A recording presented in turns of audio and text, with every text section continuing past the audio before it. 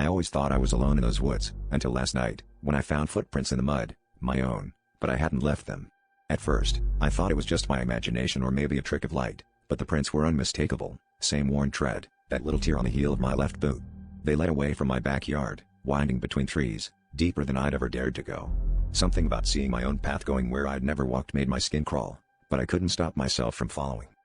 The deeper I went, the quieter it got. Even the birds seemed to fade away, like the whole forest was holding its breath. I kept glancing over my shoulder, half expecting to see someone, or something, trailing behind me. But the only sign of life was those footprints, always just a few steps ahead. After a while, I noticed the prints weren't just leading me on, they were joined by another set. Smaller, lighter, barefoot. My heart hammered as I realized they were walking side by side, mine and someone else's. I tried to turn back, but somehow, the path behind me vanished, swallowed by the undergrowth. The trees pressed closer, their branches tangling overhead, shutting out the sky.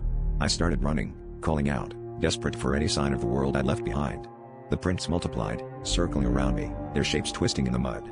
I saw faces in the bark, heard whispers in the leaves, each one echoing my own voice, but warped, pleading. I broke into a clearing and there, at the center, stood another me. Same clothes, same tired eyes, but grinning wide and empty. Around their feet, the barefoot child crouched, staring up at me with a mouth too full of teeth. Now, every night, I hear them at my window, scratching and laughing with my own voice. I never leave the house after dark, but sometimes, in the morning, I find muddy footprints on my kitchen floor, always leading deeper in.